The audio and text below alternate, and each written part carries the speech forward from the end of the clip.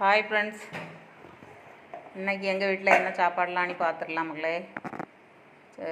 செங்கல்பட்டு அரிசி சோறு பாருங்கள் மக்களே. செங்கல்பட்டு அரிசி சோறு, அப்புறம்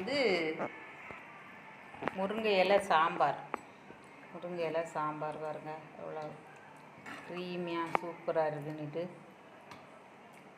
வெரி சிம்பிள் தான். நான் இன்னைக்கு தான் இது ட்ரை பண்ணேன். என்ன டேஸ்ட்டாக இருந்தால் வீடியோ ரெசிபி போடுவேன். அதனால தான் மக்களே பாருங்கள், சூப்பராக இருக்குது. இல்லைன்னா பாகற்காய் பொரியல், பாகற்காயை பொடிசாக நறுக்கி ஃப்ரை, பாகற்காய் ஃப்ரை. அப்புறம் கத்தரிக்காவும் நம்ம தோட்டத்தில் உள்ளது தான்.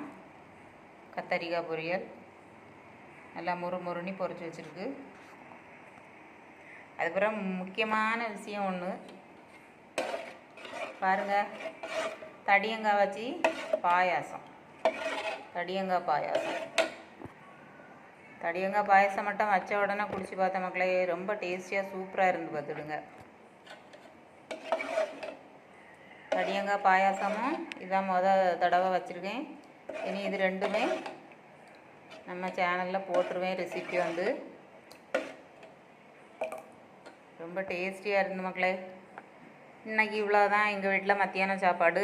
ஆனால் அந்த வீடியோ நைட்டு தான் மக்களே போடுவேன்.